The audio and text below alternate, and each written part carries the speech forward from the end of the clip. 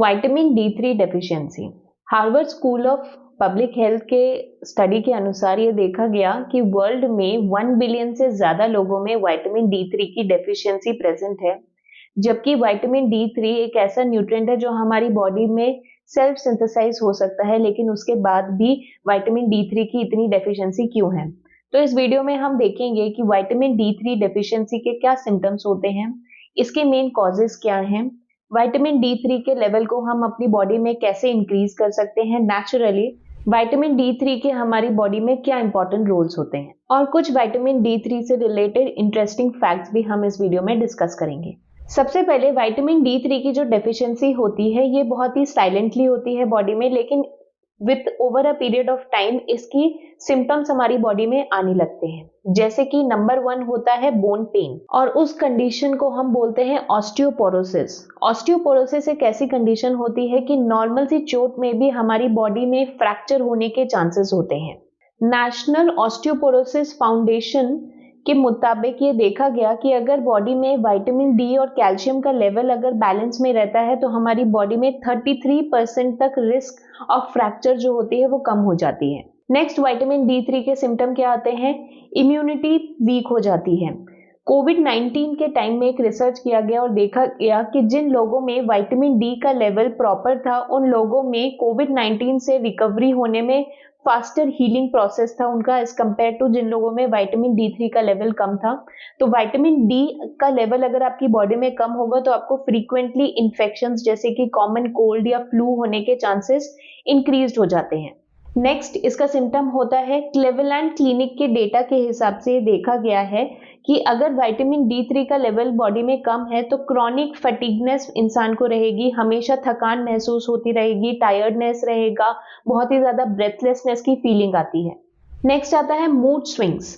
अगर vitamin D3 का level हमारी बॉडी में कम है तो विटामिन डी जो होता है इसको हम हैप्पी हार्मोन भी बोलते हैं। विटामिन डी से हमारे बॉडी में सेरोटोनिन का सिक्रीशन बढ़ता है अगर इसका लेवल बॉडी में प्रॉपर रहता है। सेरोटोनिन हमारे मूड को रेगुलेट करके रखता है, बैलेंस करके रखता है। तो विटामिन डी की कमी से बॉडी में मूड स्विंग्स होने के चांसेस भी इंक्रीज हो जाते हैं।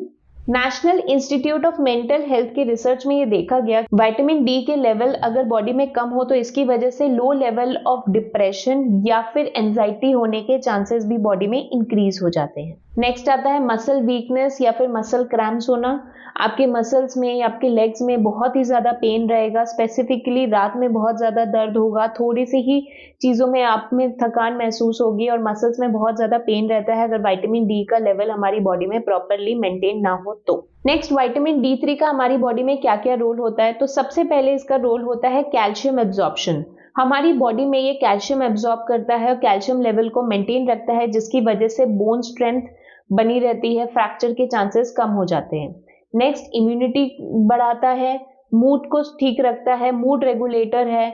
और अमेरिकन हार्ट एसोसिएशन ने ये बताया कि अगर जिन लोगों में विटामिन डी का लेवल कम रहता है उन लोगों में कार्डियोवैस्कुलर यानी कि हार्ट रिलेटेड डिजीज होने के चांसेस इंक्रीज हो जाते हैं। तो ये कुछ कॉमन रोल्स होते हैं विटामिन D3 के हमारे ओवरऑल हेल्थ में। प्लस विटामिन डी का डेंटल ट्रीटमेंट्स में भी बहुत इंपॉर्टेंट रोल होता है।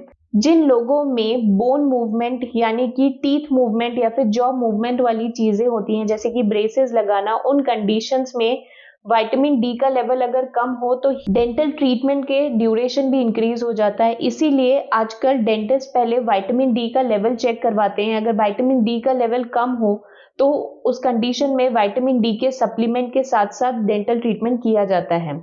या फिर डेंटल इम्प्लांट जैसी कंडीशन जिसमें बोन का फॉर्मेशन हमें चाहिए होता है, उस कंडीशन में भी विटामिन डी का लेवल बहुत ही इंपॉर्टेंट रोल प्ले करता है। कौन कौन से रीजंस की वजह से विटामिन D3 का लेवल जो होता है वो कम हो जाता है?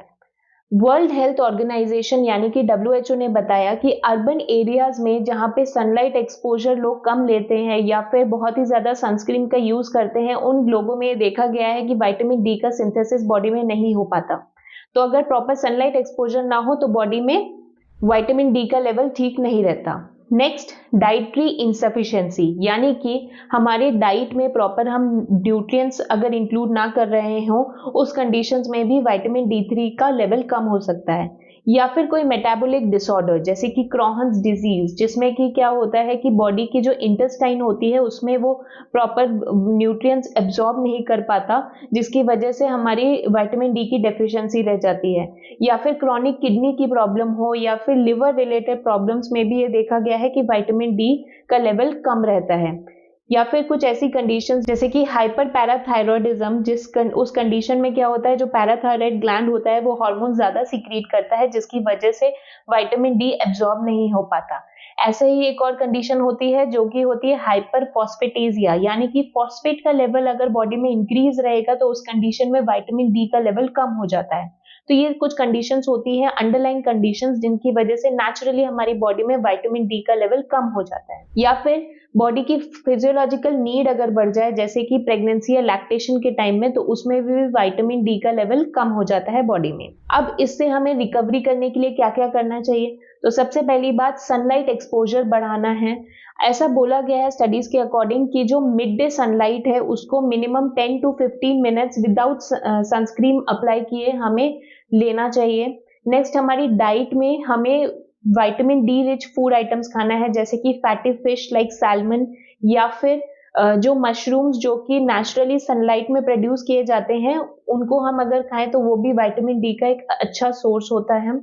या फिर फोर्टिफाइड फूड्स, रिसेंटली गवर्नमेंट ने फोर्टिफाइड फूड आइटम स्टार्ट किए हैं with the help of national institute of health के साथ साथ इन जो आईआईटीज हैं उन लोगों ने मिलके एक फोर्टिफाइड फूड रिसर्च स्टार्ट किया है, जिसमें हम जो अंडर प्रिविलेज लोग होते हैं जैसे कि फीमेल्स या फिर बच्चे हो गए, उनको फोर्टिफाइड लड्डूज, यानी कि उसमें विटामिन डी ऑलरेडी प्रेजेंट रहता है, फोर्टिफाइड लड्डूज या फोर्टिफाइड सॉल्ट्स दिए जाते हैं। और इस रिसर्च में देखा गया कि इस फोर्टिफाइड लड्डूज के थ्रू देखा गया कि बच्चों में विटामिन डी का लेवल जो था वो इंक्रीज हो गया है। तो आप अपने डाइट में फोर्टिफाइड फूड इंक्लूड कर सकते हैं। आप मार्केट में जाएं जहां पे लेबल पड़े फोर्टिफाइड फूड आइटम्स इंक्लूड करें, जैसे कि सीरियल्स हो गया, मिल्क हो गया, लड्डूज हो गए, आप अपनी डाइट में अगर इंटेक करेंगे तो इससे भी विटामिन डी का लेवल बढ़ जाता है।